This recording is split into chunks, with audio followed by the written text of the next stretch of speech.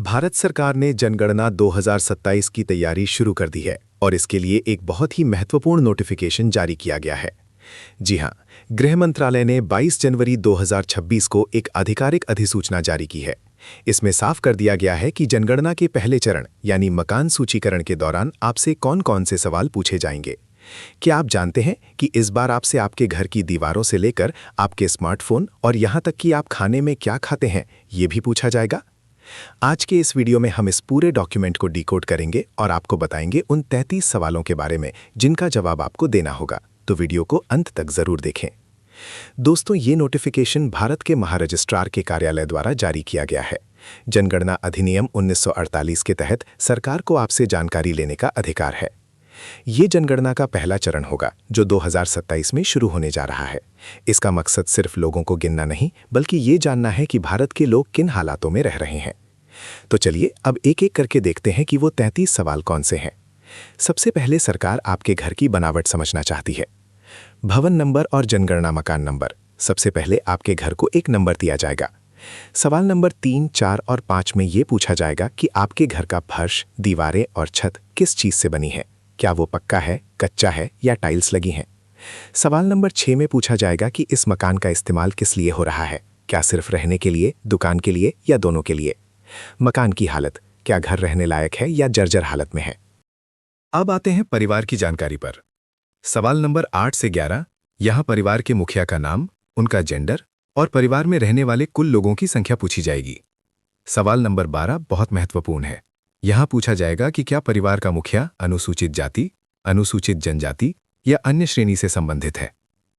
अब सरकार ये जानना चाहती है कि आपके पास बेसिक सुविधाएं कितनी हैं। ये डेटा सरकारी योजनाओं के लिए बहुत जरूरी होता है। स्वामित्व, क्या आप अपने घर में रहते हैं या किराए पर। कमरों की संख्या, आपके पास रहने के लिए कितने कमरे हैं। पीने का पानी और रोशनी। सवाल 14 और 18 में पूछा जाएगा कि पीने का मुख्य स्रोत क्या है, नल, हैंडपंप या बोतल। और घर में रोशनी का स्रोत क्या है, बिजली, सोलर या तेल। शौचालय और ड्रेनेज, स्वच्छ भारत मिशन के तहत ये बहुत जरूरी है। सवाल 19, 20 और 21 में पूछा जाएगा कि क्या घर में शौचालय है, अगर है तो किस प्रकार का है। और गंदे पानी की निकासी, नाली की क्या व्यवस्था है। स्नान घर, क्या नहाने के लिए अलग बाथरूम है। अब आते हैं मॉडर्न जमाने के सवालों पर। क्या आपके पास अलग रसोई घर है।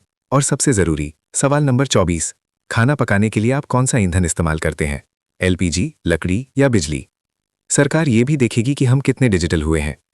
क्या आपके पास रेडियो या ट्रांजिस्टर है, क्या टीवी है। सवाल 27, क्या आपके पास इंटरनेट सुविधा है। ये सवाल डिजिटल इंडिया को मापने के लिए बहुत अहम है। क्या आपके पास लैपटॉप या कंप्यूटर है। लिस्ट के आखिरी हिस्से में कुछ और दिलचस्प सवाल है। संचार, सवाल 29 में पूछा जाएगा कि क्या आपके पास लैंडलाइन है, मोबाइल है या स्मार्टफोन है। वाहन, सवाल 30 और 31 में आपकी सवारी के बारे में पूछा जाएगा। क्या आपके पास साइकिल, स्कूटर, मोटरसाइकिल या कार, जीप, वैन है। खान पान, सवाल 32 थोड़ा अलग है। इसमें पूछा जाएगा कि परिवार द्वारा उपभोग किया जाने वाला मुख्य अनाज क्या है, यानी आप ज्यादातर गेहूं खाते हैं, चावल या कुछ और।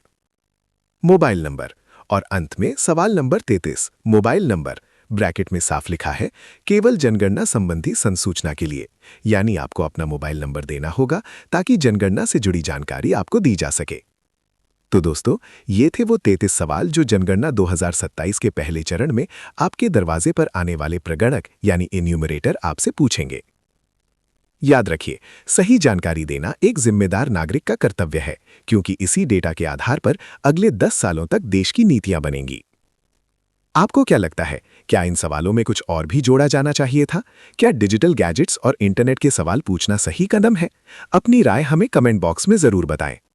अगर आपको ये जानकारी काम की लगी हो तो इस वीडियो को लाइक करें और अपने दोस्तों और परिवार के साथ शेयर करें ताकि वो भी तैयार रहें। और हाँ, ऐसे ही जरूरी अपडेट्स के लिए हमारे चैनल को सब्सक्राइब करना ना भूलें।